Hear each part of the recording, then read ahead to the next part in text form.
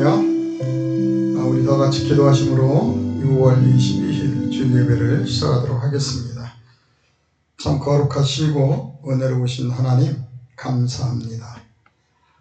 오늘도 하나님의 은혜로 우리에게 안식일을 허락하시고 하나님 안에 귀한 생명의 말씀을 통해 안식할 수 있도록 은혜 주심에 감사드립니다. 지난 한 주간도 뒤돌아보면 순간마다 함께 하셨던 하나님의 은혜가 있어 오늘 여기까지 왔습니다. 지난 한 주간도 하나님께서 창조하신 이 지구라는 별 속에 참으로 많은 일들이 있었습니다.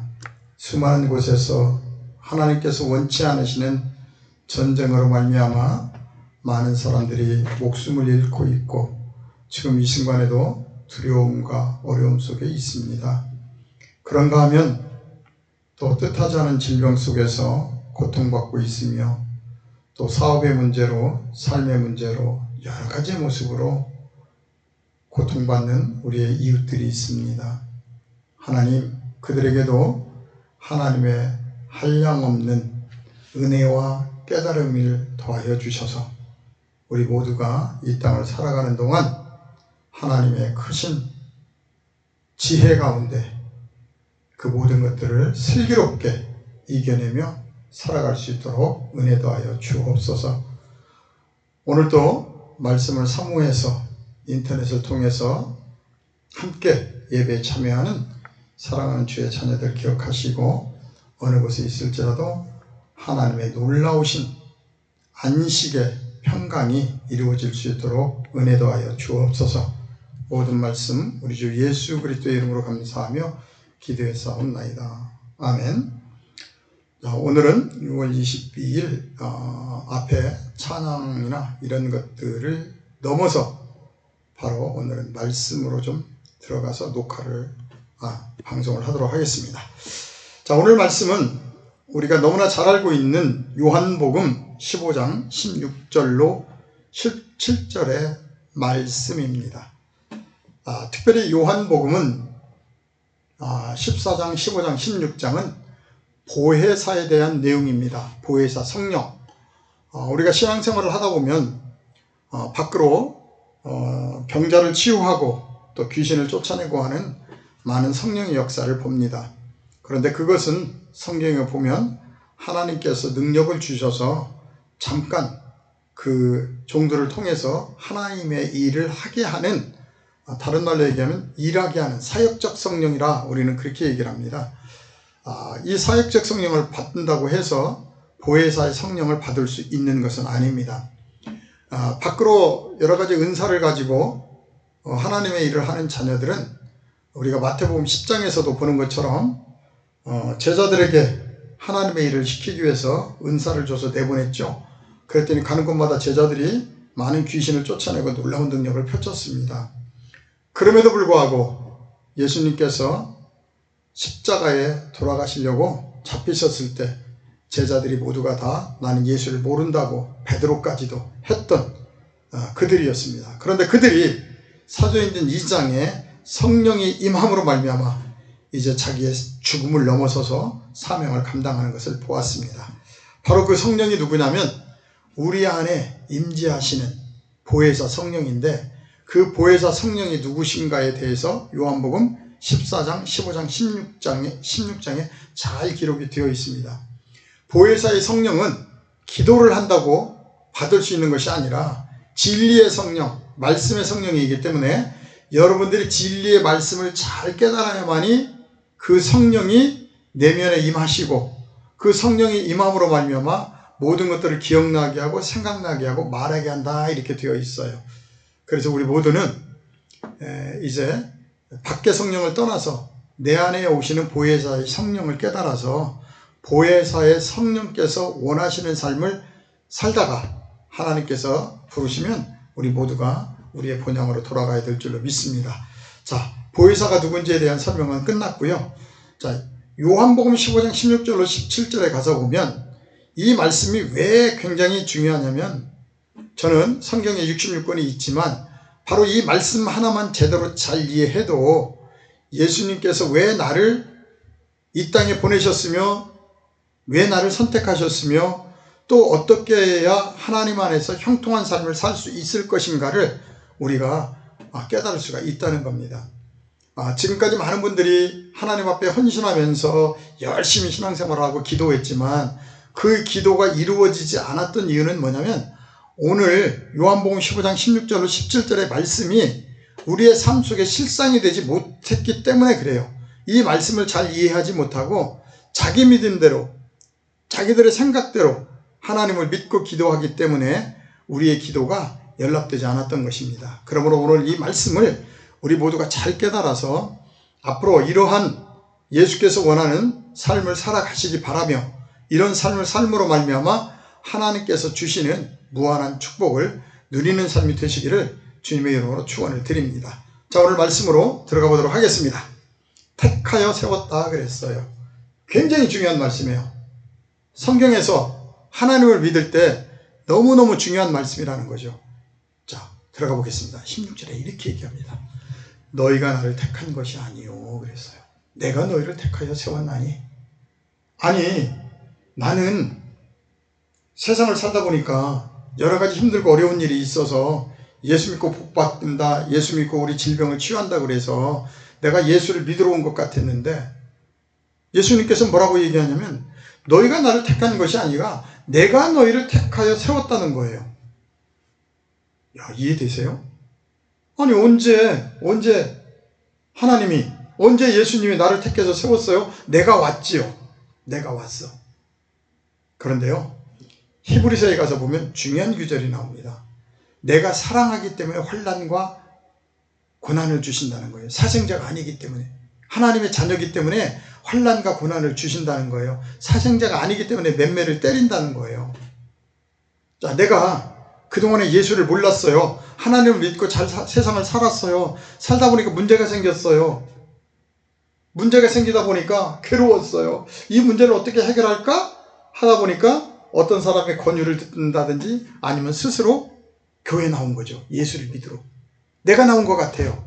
그런데 사실은 그 문제를 주신 게 누구냐면 나를 사랑하는 하나님께서 주셨다는 거예요. 하나님께서 나를 만나시기 위해서 내 삶 속에 그런 고난을 주셨다는 거예요.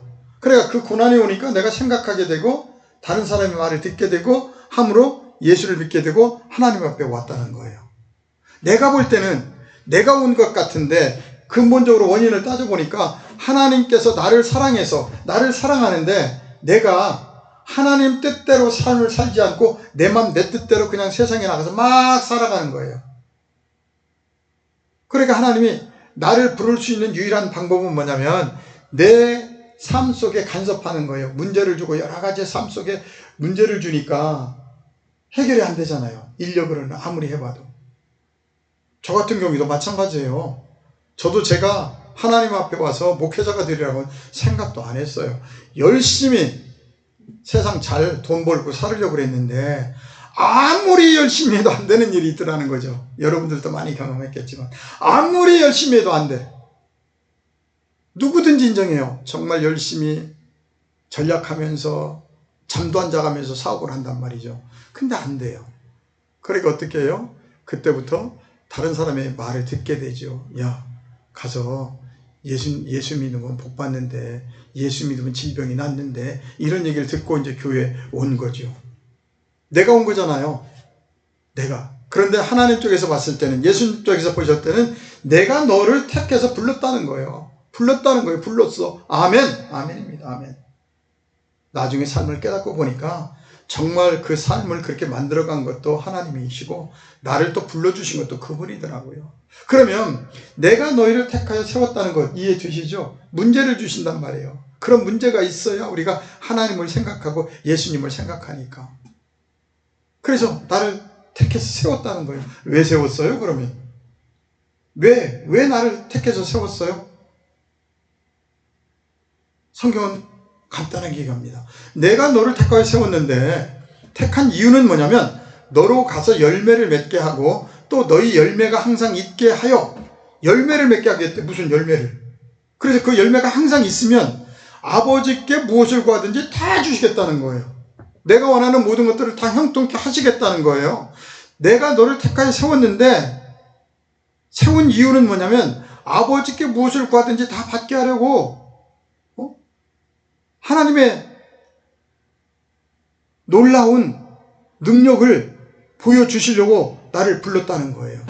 근데 전제 조건이 있어요. 너희로 가서 열매를 맺게 하고, 또 너희 열매가 항상 있게만 하면, 열매를 맺고 열매가 있기만 하면 아버지께 무엇을 구하든 다 받게 하겠다는 거예요.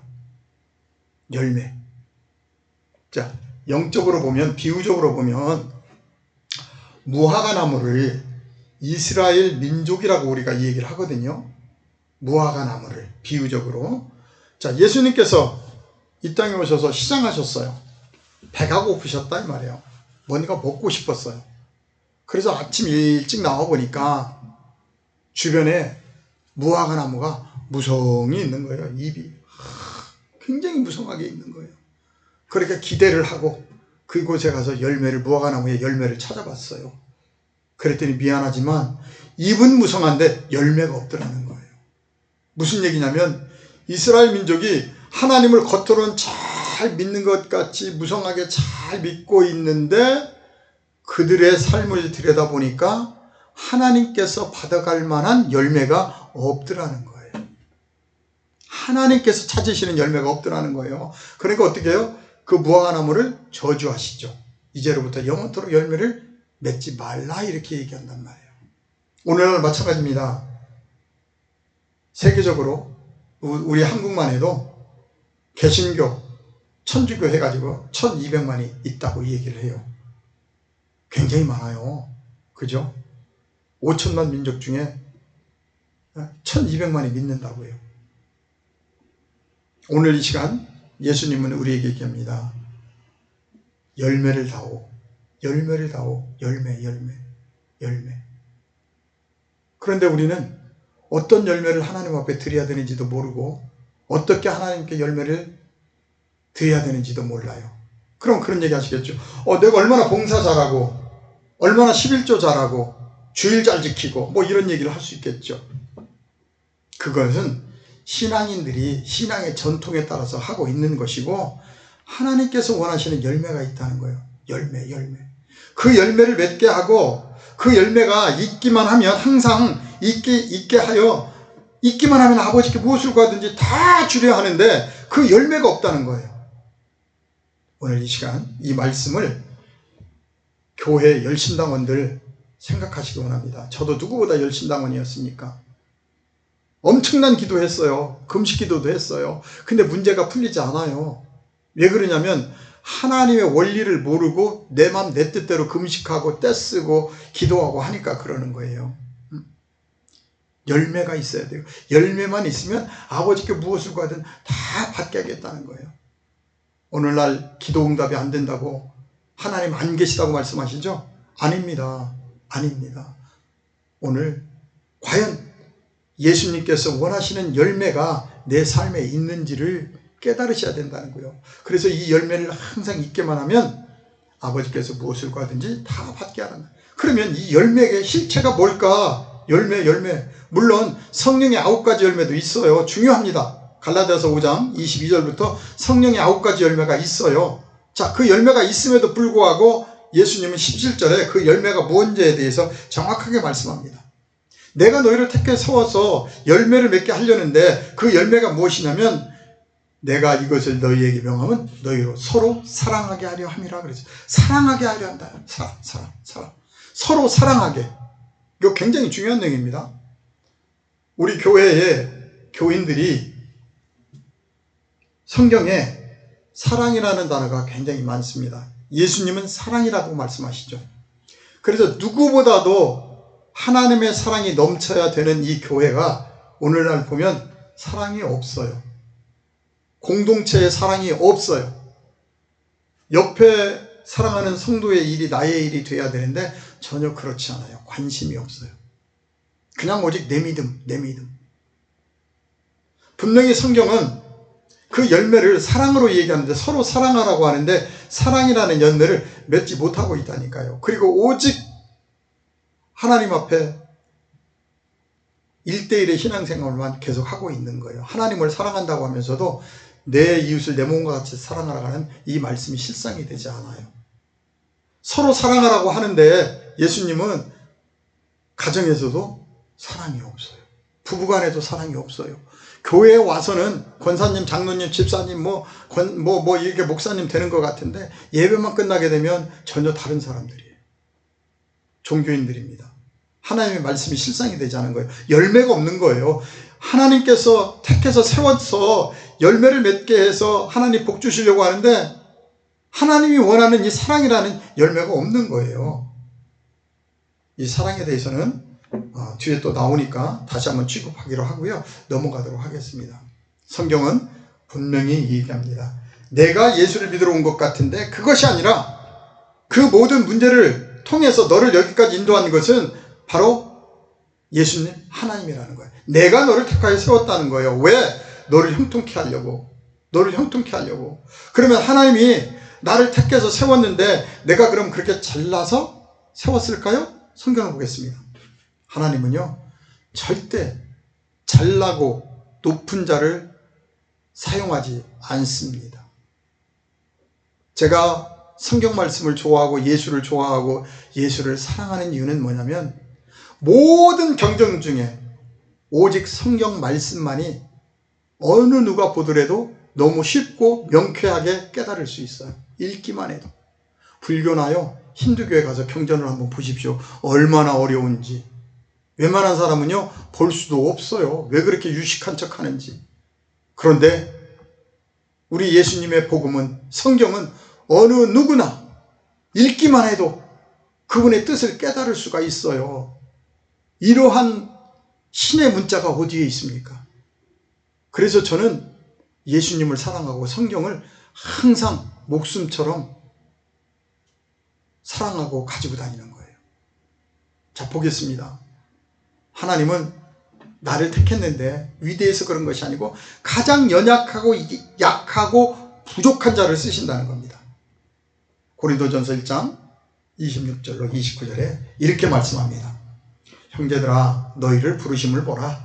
육체를 따라 지혜로운 자가 많지 아니하며 능한 자가 많지 아니하며 문벌 좋은 자가 많지 아니하도다 하면서 뭐라고 얘기하냐면 그러나 하나님께서는 세상에 미련한 것들을 택하사 그랬어요.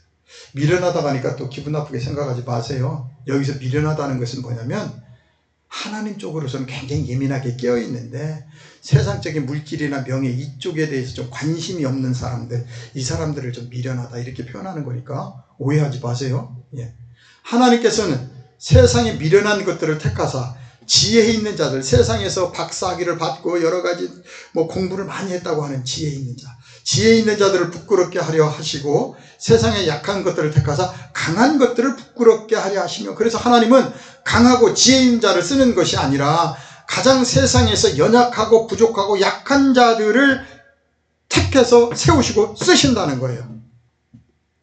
우리가 성경에서도 보지만 사도 바울이 예수님을 만나고 대맥색도상에서 예수님을 만나고 막 너무 좋아서 예수님을 전하러 가는데 어디에 가서 이름 없는 신에게 해가지고 그게 바로 내가 믿는 하나님이다 예수다 하고 전하려고 갔다가 너무 유식한 얘기를 하니까 못 알아들었죠. 사람들이 너무 유식한 척 하니까.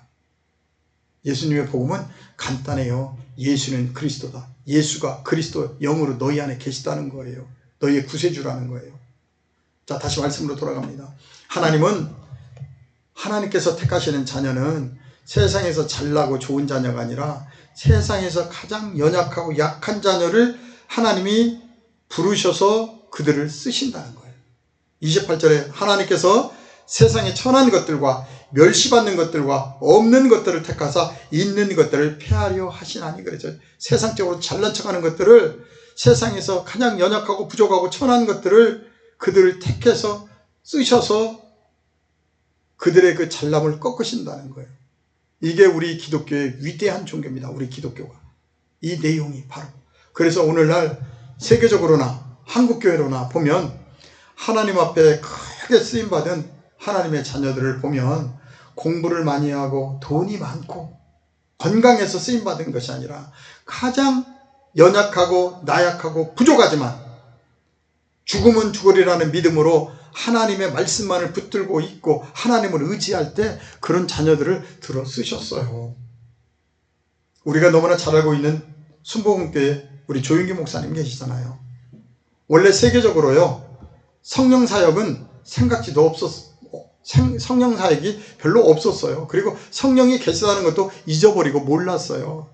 그런데 우연하게 미국에 그 흑인 아이들이 모여서 기도하다가 성령이 불같이 임했던 사건이 일어났어요.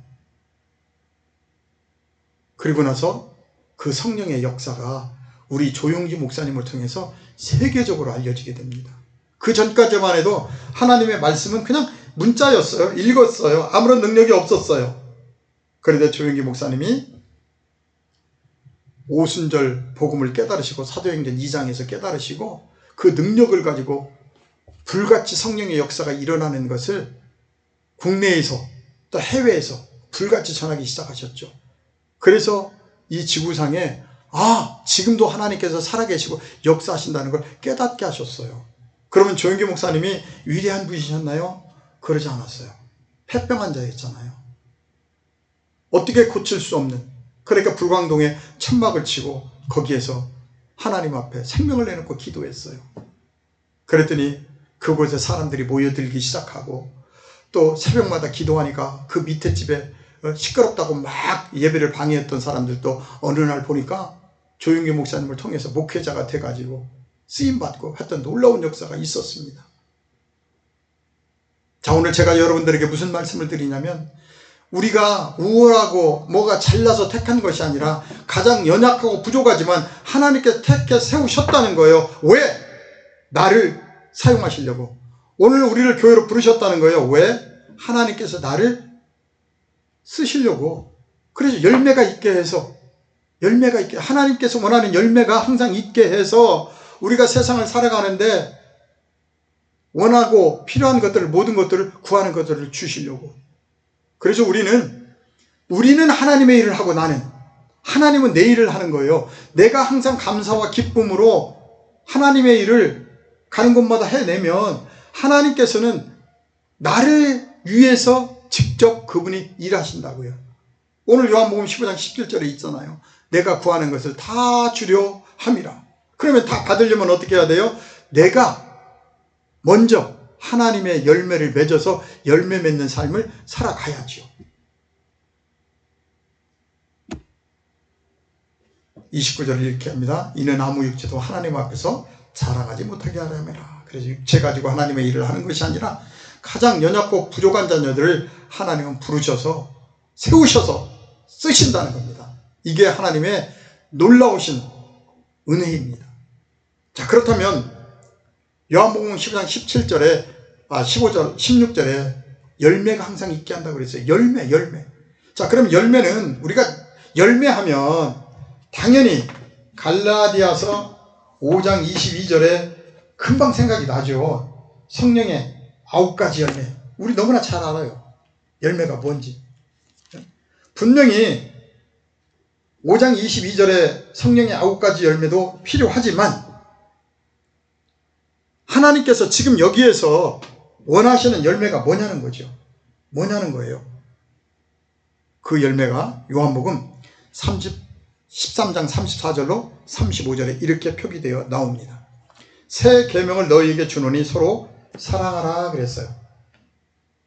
그렇다면 예수님께서 오셔서 많은 말씀을 우리에게 주신 게 아니잖아요. 구약의 말씀을 우리에게 풀어주셨는데 오늘 특별히 뭐라고 얘기하시냐면 새 계명을 너희에게 주겠는데 서로 사랑하라는 거예요. 그래서 신약 성경은 다른 거 아니에요. 서로 사랑하라. 끝. 이게 새 계명이고 신약 성경이에요.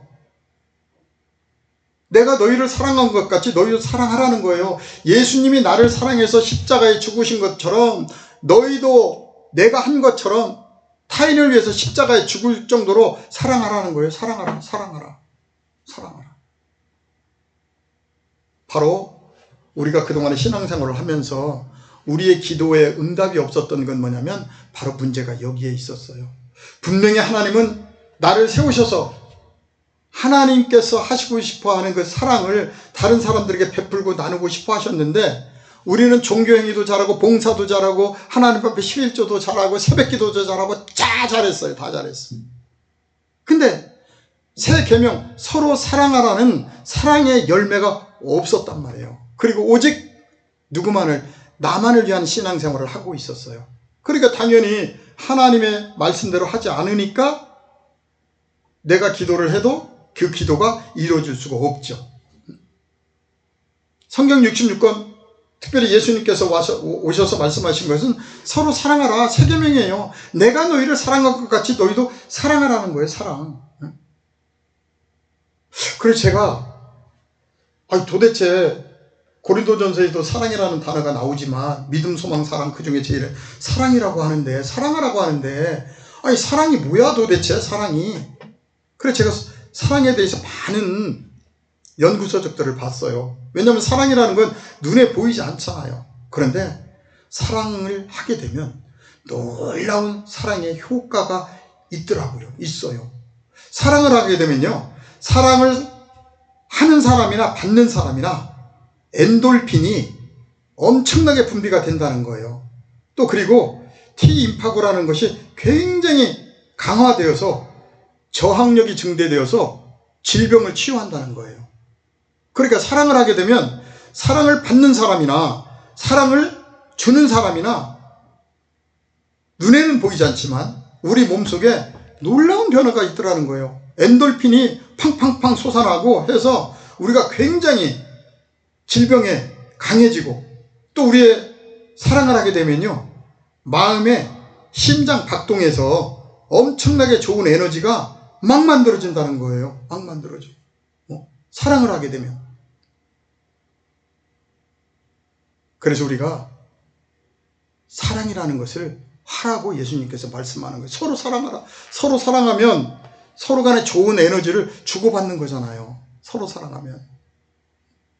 우리가 우리 자녀들을 생각하면 얼마나, 생각만 해도 기쁨이 올라오죠. 사랑의 마음이 슝하게 올라오면서 기분이 좋아지잖아요.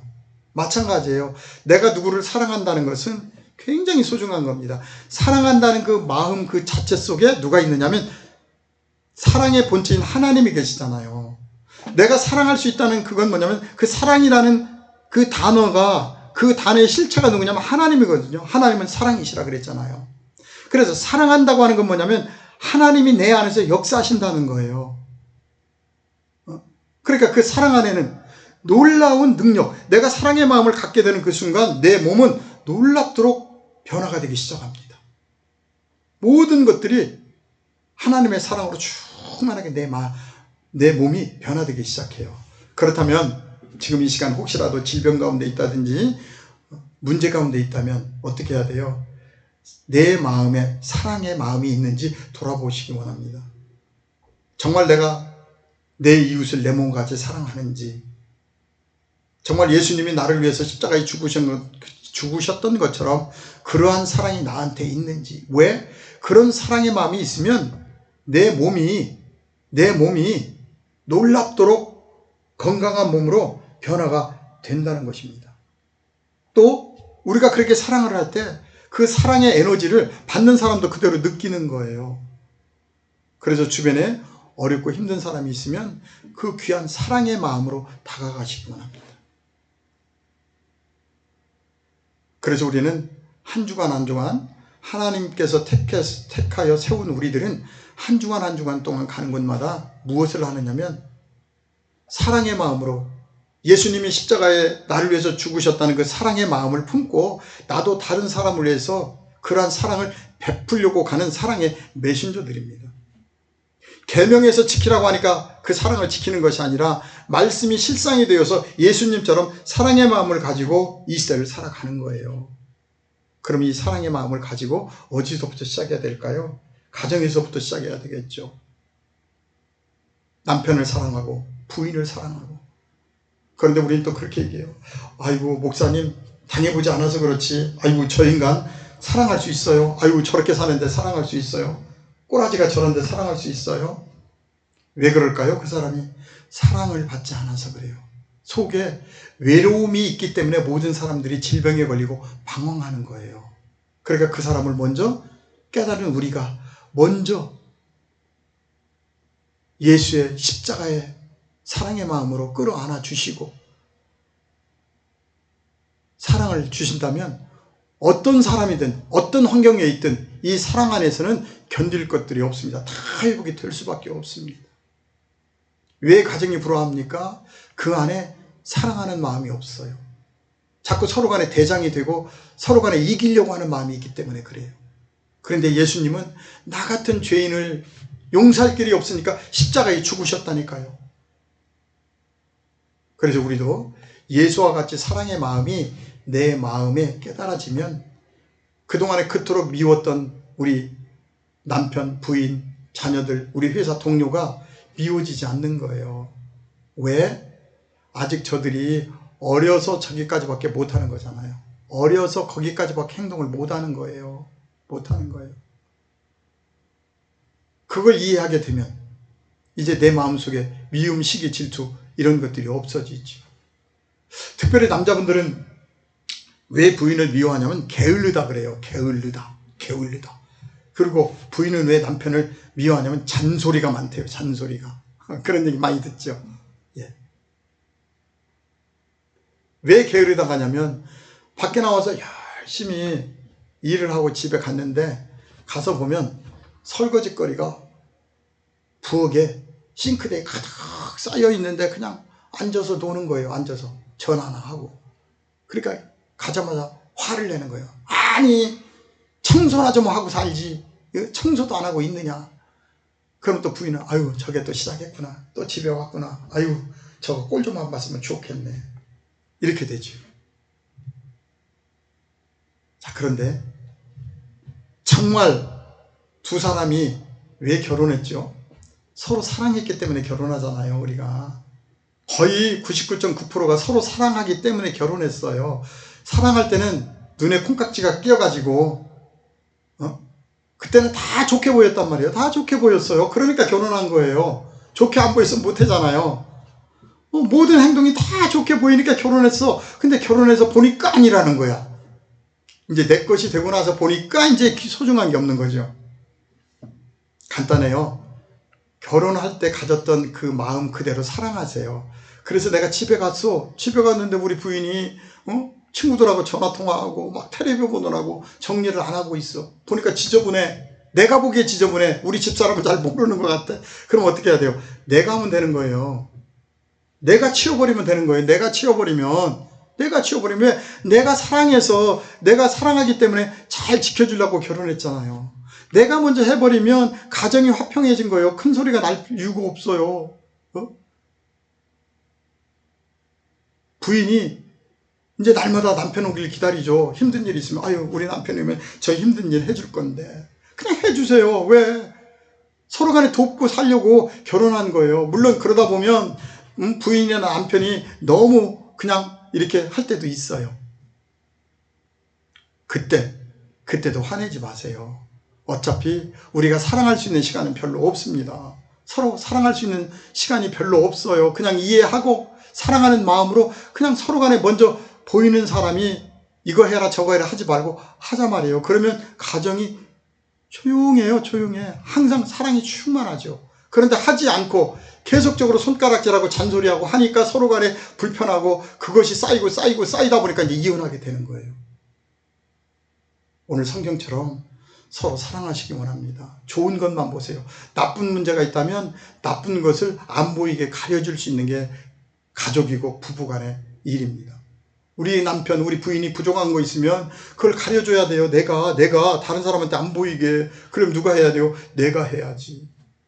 우리는 이 땅에 서로 사랑하라고 온 사람들이지 손가락질하고 상처받으려고 온 거 아니에요. 우리에겐 시간이 없어요. 제가 오늘 말씀 전하려고 오다 보니까 요 앞에 들릴 곳이 있어서 잠깐 아는 분에게 들렸거든요. 오늘 그 말씀을 하시더라고요. 그분도 열심히 사세요. 그래서 제가 그랬어요. 쉬는 날은 이것저것 생각하지 말고 푹 쉬셔라. 여기저기 부른다고 가지 말고 내가 원하는 일을 하면서 하루는 좀 쉬셔라 그랬거든요. 그랬더니 그 얘기를 하시더라고요. 바로 그 건너편 골목 건너편에 그 커튼을 만드는 집이 있어요. 커튼을 만드시는데 그분이 며칠째 안 보이시더라는 거예요. 그래서 가서 아니 왜 사장님이 안 보이시냐 하고 물어봤더니 사장님이 중환자실에 계시다는 거예요. 중환자실에. 살지 죽을지 모른대요. 그죠? 평소에 아프셨습니까? 그랬더니 그것이 아니고 그 사장님이 이제 나이도 어느 정도 되시고 하니까 돈을 좀 벌으셨나 봐요. 그래서 저쪽 속초에다가 아파트를 하나 사놓으셔가지고 일산에서 한 3일 정도 일하시고 나머지 4일은 속초에 가서 편하게 있다가 이렇게 올라오시고 쉼을 좀 갖고 계셨대요. 그런데 지난주인가 언젠가 한 2주 되셨다고 하니까 2주 전에 태안에 있는 아는 분이 뭐 먹을 게 있으니까 좀 갖고 가라고 하셨는가 봐요. 그러니까 이분이 속초에 있다가 일산에 도착하셨는데 그 전화를 받고 또 가신 거예요. 거기까지. 갔다가 오시다가 아마 너무 피곤하셔서 운전을 잠깐 조르셨는지 교통사고가 난 거예요. 그래가지고 지금 중환자실에 계시는데 돌아가시려는지 살려는지 모르겠다고 그렇게 얘기를 하더라고요. 제가 무슨 얘기 드리냐면요. 우리의 삶은 언제 하나님이 부를지 몰라요. 살아있을 동안에 최선을 다해서 사랑해야 돼요. 섬겨야 돼요. 나눠야 돼요. 특별히 가정이라는 것은 하나님께서 우리가 이 땅에 오기 전서부터 계획하셨기 때문에 가정이 이루어진 거거든요. 이 가정을 통해서 서로가 공부하는 거예요. 공부, 서로 간에 배려하는 마음도 갖고 지경이 넓어지라고 가정을 이루었는데 우리가 그 가정 안에서도 부부가 서로 사랑하지 못하고 자녀를 사랑하지 못하고 하는 일들이 있어요. 안 돼요. 오늘 이 말씀이 정말 이해되길 원해요. 성경은 다른 거 아닙니다. 서로 사랑하는 겁니다. 사랑을 하는데 사랑할 수 있어서 사랑하는 것이 아니라 정말 이해할 수 없고 사랑할 수 없지만 예수의 마음으로 진실로 사랑하고 그를 섬기고 품는다면 어떤 문제도 해결이 안 될 거 없어요. 부인이 속색인다고요? 남편이 속색인다고요? 아이들이 속색인다고요? 아니요. 그들은 지금 사랑을 간구하고 있는 거예요. 사랑해달라고 지금 애처롭게 지금 외치고 있는 거예요. 그럴 때 먼저 하나님을 믿는 하나님의 자녀들이 손길을 내밀고 나를 낮추세요. 그러면 모든 일들이 형통하게 됩니다. 다시 말씀으로 돌아갑니다. 새 계명을 주는데 서로 사랑하라는 거예요. 내가 너희를 사랑한 것 같이 서로 사랑하라. 그러면 지금 현재 아무리 기도해도 이루어지지 않는 많은 교회 집사님들이 있어요. 기도는 열심히 했는데 내 마음속에 가정에 대한 사랑, 이웃에 대한 사랑 있었는지를 돌아보기 원합니다. 진정한 예수의 사랑이 내 안에 있었는지, 이 열매가 있었는지를 오늘 이 시간 돌아보기를 원합니다. 35절 볼까요? 너희가 서로 사랑하면 그랬어요. 너희가 서로 사랑하면 이로써 모든 사람이 너희가 내 제자인 줄 알리라. 아멘. 예수의 제자가 되는 건 다른 길이 아닙니다. 사랑의 마음이 있으면, 서로가 서로를 사랑하고 섬기는 마음이 있으면 예수의 제자라는 거예요. 우리 모두는 예수를 믿기 때문에 예수의 제자가 되어야 됩니다. 그래야 우리가 예수의 제자가 되어야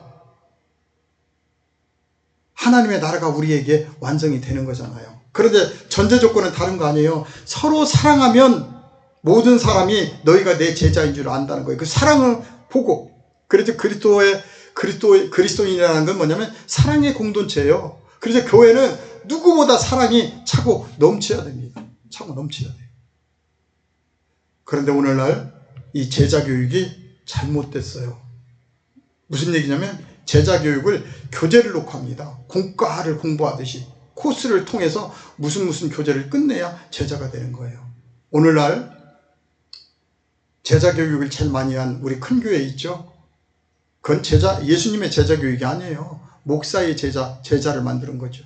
우리는 예수님의 제자를 만들어야 돼요. 예수님의 제자의 기준점은 뭐예요? 서로 사랑하라. 사랑하는 마음이 있는 사람이 예수의 제자예요.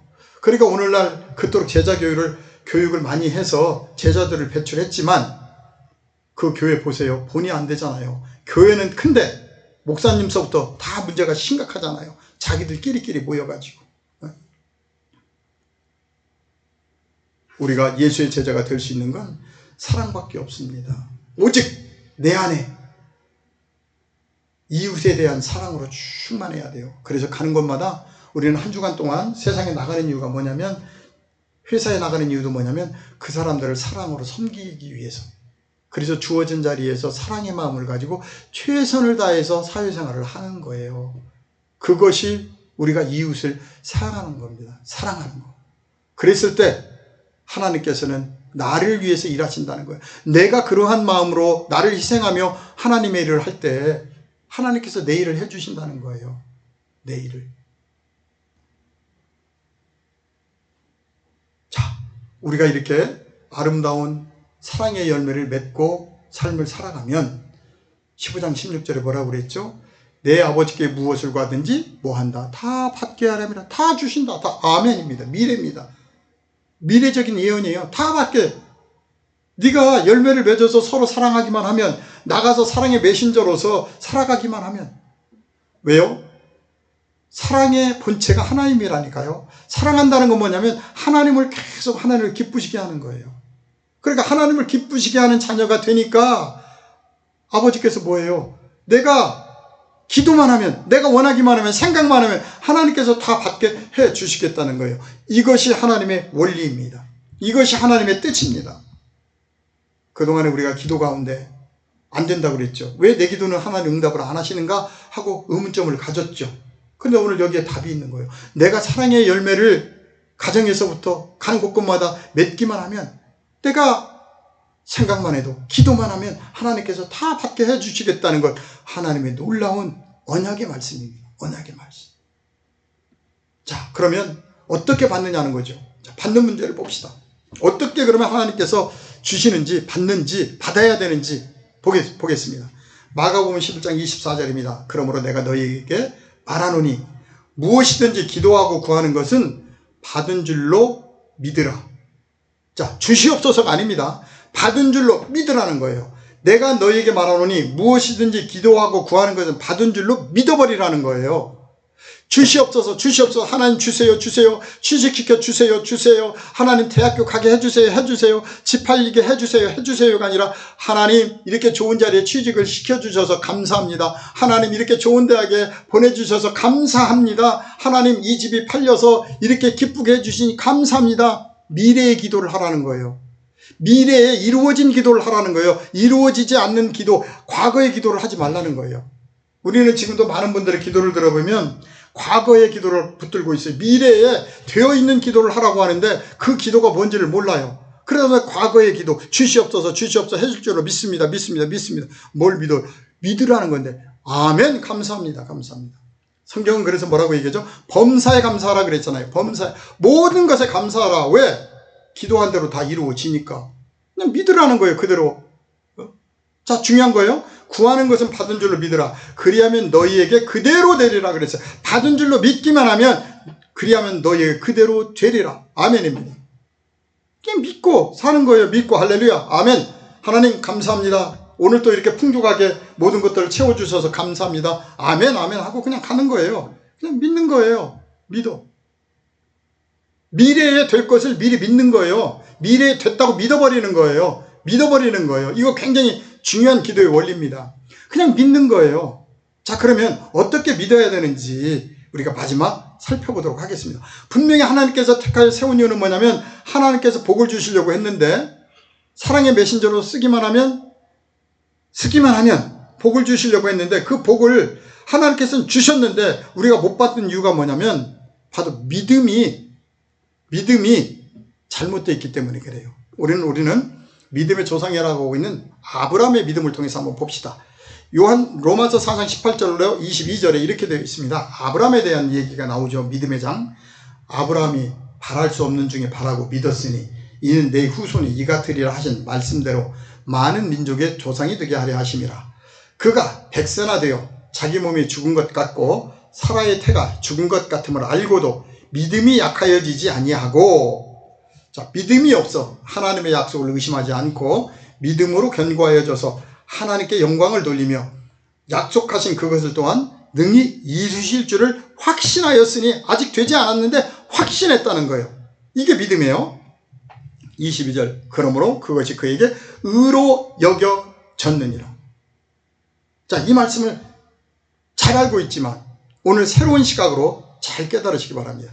바랄 수 없는 중에 바라고 믿었다. 요한복음 15장서부터 나오는 내용이에요. 그때 여호와께서 아브라함에게 나타나십니다. 나는 너의 방패요 상급이다 하고 나타나요. 자, 아브라함이 그동안 복은 많이 받았습니다. 나이가 벌써 100세나 되었습니다. 근데 중요한 것은 복은 많이 받았는데 자손이 없는 거예요. 그러니까 아브라함이 여호와 나타나자마자 뭐라 그래요? 여호와여, 당신께서 나에게 자식을 주시지 않았으니까 그동안 우리 집에서 충성하고 있었던 엘리멜렉 종이 나의 후계자가 될 것이라고 얘기를 합니다. 얼마나 섭섭했겠어요. 하나님께서 복은 주셨는데 후손이 없다니까요. 근데 그때 여호와께서 장막에서부터 아브라함을 데리고 나옵니다. 그래서 하늘의 뭇별들을 보라고 얘기합니다. 장막 밖에 나와서 밤하늘의 별을 보니까 수많은 반짝이는 별들이 떠 있는 거예요. 그러면서 말씀하십니다. 내 후손이 이와 같으리라. 이와 같으리라. 자, 무슨 얘기냐면 아브라함이 믿지를 못하니까 하늘의 뭇별들을 보여주셨다니까, 반짝반짝반짝 빛나고 있는 수많은 별들을 보여주면서 네 후손이 이와 같으리라 하셨어요. 그런데 그때 보세요. 사라가 몇 세예요? 100세나 되고, 19절에 자기 몸이 죽은 것 같고, 아브라함이 100세나 되고 자기 몸이 인간적인 방법으로 다 끝났다는 거예요. 사라의 태도 다 끝났다는 거예요, 인간적으로는. 그런데 그럼에도 불구하고 하나님께서 보여주신 그 뭇별들을 그냥 믿음이 약해지지 않고 의심하지 않고 믿었다는 거예요. 그게 이루어질 걸로 그냥 믿었다는 거예요. 아멘입니다. 이게 믿음입니다. 미래에 대한 믿음이에요. 과거가 아니라 분명히 하나님께서 미래에 나에게 이렇게 뭇별들처럼 수많은 후손들을 주실 거라는 것을 믿어버렸다는 거예요. 믿고 그 수많은 뭇별들이 떠 있는 것을 상상하면서 감사하면서 믿었다는 거예요. 이게 믿음입니다. 여러분들이 믿습니다 하는 거는 될 거로 믿는 것이 아니라 됐다는 걸 믿어버리는 거라니까요. 될 거라고 믿는 것은 믿음이 아니에요. 됐다고 믿어버리는 거예요. 그렇게 될 걸. 하나님께서 그렇게 하신 것을 믿어버리는 거예요. 아멘. 아멘. 내가 지금은 내 후손이 없지만 여호와께서 뭇별들을 보면서 저 별처럼 많을 것이라는 것을 그냥 보여주셨어. 그래, 얼마나 큰 감동이 왔겠어요. 하나님, 지금 내가 비록 세상적인 방법으로 그 어떤 것들로 할 수 없지만 여호와께서 저렇게 주신다고 하니 아멘, 감사합니다. 그 감동이 얼마나 그 몸에 내려왔겠어요. 그죠? 이 감동이 중요한 거예요. 감동이 중요한 거예요. 기도에서 그것을 볼 때 그 감동이 온단 말이에요. 우리가 기도하잖아요. 그대로 될 거를 믿고 기도했을 때 하나님께 기도한 그 내용을 우리가 상상으로 바라보는 거예요. 볼 때 나애가 그 자리에 있는 그 모습이 너무나 아름답고 좋잖아요. 그 감동을 내가 느끼는 거예요. 느끼는 거. 그러면서 믿어버리는 거예요. 그랬을 때 그게 현실 속에 나타나는 거예요. 이게 바로 기도의 비밀입니다. 기도의 비밀이에요. 바로 아브라함이 그러한 믿음으로, 눈으로 본 듯한 믿음으로 믿었기 때문에 그 말씀이 실상이 된 것입니다. 오늘 말씀을 정리합니다. 분명히 예수님께서는 나를 택해 세웠다고 그랬어요. 왜냐하면 하나님이 쓰시기 위해서. 그러면 열매를 항상 맺게 해서 그 열매가 항상 있기만 하면 내가 원하고 구하는 것은 다 주신다고 말씀하셨습니다. 주셨습니다. 근데 믿지 못하고 계속 주시옵소서 하고 과거의 기도를 하니까 그 기도가 이루어지지 않았던 겁니다. 그러므로 이제는 하나님께서 택하여 세우신 하나님의 믿음의 자녀들은 이제 한 주간 동안 세상에 나가서 살아갈 동안에 나의 삶이 아니라 하나님의 사랑을 본받아 그 사랑을 전하는 삶, 많은 사람들에게 하나님의 놀라운 사랑을 나누는 삶을 살아가시기를 원합니다. 그리고 혹시 필요한 것이 있다면 주시옵소서가 아니라 하나님, 나에게 여기까지 인도해서 내가 이 자리에 가게 하신 그 모습, 그거를 바라보면서 그냥 감사하세요. 기뻐하세요. 그러면 그 기도가, 그 미래의 기도가 이루어지기 시작합니다. 어디서부터? 내 마음속에서부터 내 세포가 변화되기 시작하더라고요. 양자물리학으로 보니까 내가 그렇게 되어진 나의 모습, 내가 원하는 것들에 가 있는 그 모습을 상상하고 기뻐할 때 그 감정이 내 안의 세포들을 움직이기 시작해서 내가 그렇게 만들어지기 시작하더라고요. 그러면서 그 에너지가 충만해지는 그 순간 내가 목적했던, 기도했던 것들이 순식간에 앞에 이루어진 것들을 제가 양자물리학을 통해서 깨달았습니다. 그러므로 여러분들도 그동안에 하나님 앞에 열심히 기도하고 하나님의 일을 감당했지만 그 기도가 이루어지지 않았다면 오늘 이 말씀을 통해서 한번 우리의 신앙생활을 돌아보시고 다음 한 주간부터 나가는 곳곳마다 나의 삶이 아니라 우리는 하나님의 대사로서, 사랑의 대사로서의 삶을 살아간다는 걸 기억하시고 가는 곳마다 이렇게 아름다운 삶을 살아가신다면 여러분들이 생각만 해도, 여러분들이 기도만 해도 그 기도를 하나님께서 놀랍도록 응답하시고 이루어 주실 것입니다. 기도하겠습니다. 거룩하신 하나님, 감사합니다. 오늘도 하나님께서 우리를 사랑하사 너희가 나를 택한 것이 아니라 내가 너희를 택하여 세웠다는 말씀으로 은혜를 나누게 하심을 감사를 드립니다. 하나님께서 나를 선택해 세우신 것은 나를 통해서 하나님의 사랑을 전하게 하시고 내가 그 하나님의 위대한 사랑을 감당할 때에 하나님께서는 또 우리의 필요한 모든 것들을 채워주시기 위해서 선택하셨다는 것을 듣고 깨달았습니다.